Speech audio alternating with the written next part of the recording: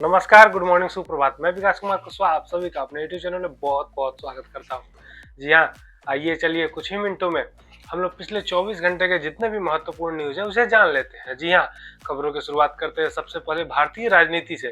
संसद में गतिरोध। जी हाँ, संसद में गतिरोध हो गया है। संसद में चुनाव सुधार के संबंध में जब चर्चा हो रही थी तब माननीय गृह मंत्री श्रीमान अमित शाह जी जब वार्ता कर रहे थे, जब बात कर रहे थे, तो उस समय विपक्ष के तरफ से वोट चोरी को लेकर बहसें ज्यादा तीखी हो गई, जिसके वजह से जो विपक्ष थे उसने वॉकआउट कर लिया। जी हाँ, वॉकआउट का मतलब संसद से बाहर चला जाना। इंडिगो संकट पर समीक्षा। जी हाँ, इंडिगो संकट। जी हाँ, इंडिगो संकट अभी भी जारी है, जिसमें इंडिगो के इंजनों तथा कार्यबल की कमी की वजह से इंडिगो फ्लाइटें बहुत सारी रद्द हो रही थी, जिसके संबंध में डीजीसीए तथा एआई से पीएमओ यानी प्रधानमंत्री कार्यालय ने समीक्षा की है। इसके बारे में जानकारी प्राप्त की। डीजीसीए ने इंडिगो के कार्यालय में 8 सदस्यीय टीम की नियुक्ति की है, जो इस बात पर ध्यान देंगे तथा देरी इस बात पे जो किराए के बढ़ाए जाने की स्थिति थी उसको नियंत्रित करने का प्रयास किया गया। बढ़ते किराए को मद्देनजर रखते हुए दिल्ली के हाई कोर्ट ने इंडिगो को यात्रियों को मुआवजे देने की बात कही है। भारत के प्रधानमंत्री श्रीमान नरेंद्र मोदी तथा इजराइल के प्रधानमंत्री बेंजामिन नेतन्याहू के बीच फोन पर वार्ता हुई, जिसके दौरान उन्होंने आतंकवाद तथा राजनीतिक संबंध तथा जो पश्चिम एशिया में शांति के बारे में आपस में चर्चा की। भारत के लिए एक बहुत ही बड़ी गर्व की न्यूज आ रही है। जी हाँ, भारत के जो प्रमुख त्योहार है उसमें दिवाली का एक अपना महत्वपूर्ण स्थान है। जी हाँ, दिवाली को यूनेस्को ने अमूर्त सांस्कृतिक विरासत सूची में शामिल कर लिया है, जिसके वजह से भारत के लिए यह गर्व की बात। अब आते हैं व्यापार और अर्थव्यवस्था से संबंधित समाचार के तरफ।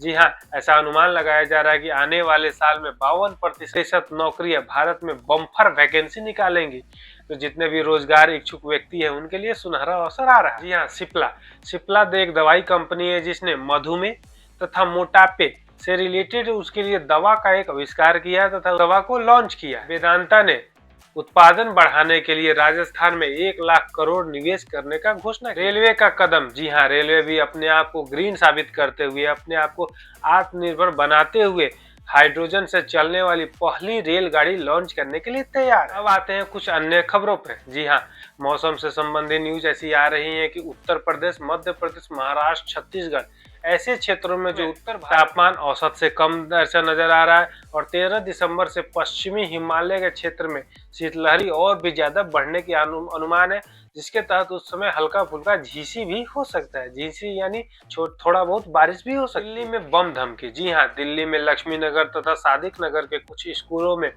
बम की धमकी मिली, जिसके बाद विद्यार्थियों को, छात्रों को सुरक्षित वहां से निकाल लिया गया तथा इस बात की जांच अभी जारी है। संदेश खाली मामला। जी हाँ, संदेश खाली मामला से संबंधित जो प्रमुख गवाह थी उनका बहुत ही ज्यादा दुर्घटना हुआ, जिसके वजह से वो घायल हो गए तथा उनके बेटे तथा ड्राइवर की मौत हो चुकी है। अब आते हैं खेल जगत से कुछ समाचार को जानिए। दक्षिण अफ्रीका के खिलाफ टेस्ट मैच के जो भी प्लेयर्स हैं उनका नाम जारी हो गया है। ऐसा संभावना व्यक्त किया जा रहा है कि शुभम गिल को कप्तान तथा केएल राहुल को विकेट कीपर की जिम्मेदारी सौंपी जाए। आईपीएल 2026 की नीलामी का समय नजदीक आ रहा है, जिसके अंतर्गत जितने भी जो टीम्स है वो अपने अपने मनचाहे प्लेयर को लेने के लिए उत्सुक हो रहे हैं। इसमें ही आरसीबी ऐसा विचार बना रहा है कि वो एक तेज गेंदबाज तथा मध्य क्रम के पावर हिटर को खरीदने के प्रयास में। किसान मानसिक थकान का हवाला देते हुए क्रिकेट से अस्थायी ब्रेक ले रहे हैं, जिसके तहत वो दक्षिण अफ्रीका के टेस्ट मैच में उपलब्ध नहीं रहे। अब आते हैं हॉकी की तरफ। जी हाँ, भारतीय हॉकी एफआईए प्रो लीग की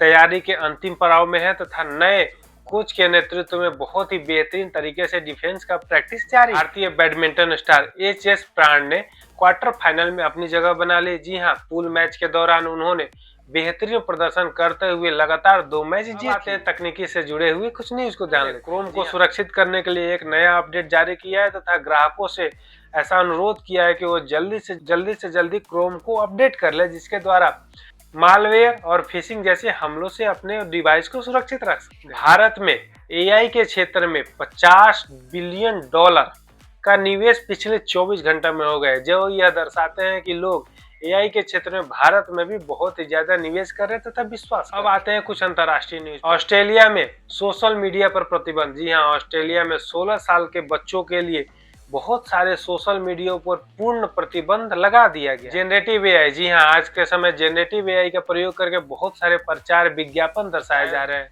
दक्षिण कोरिया ने यह निर्देश दिया है कि जितने भी प्रचार एआई जनरेटेड होंगे उस पे जनरेटेड एआई का लेबल लगा होना चाहिए। नोबेल शांति पुरस्कार समारोह, जी हाँ, नोबेल शांति पुरस्कार के विजेता मारिया मचाडो के बिना मौजूदगी के नोबेल शांति पुरस्कार का समारोह किया गया।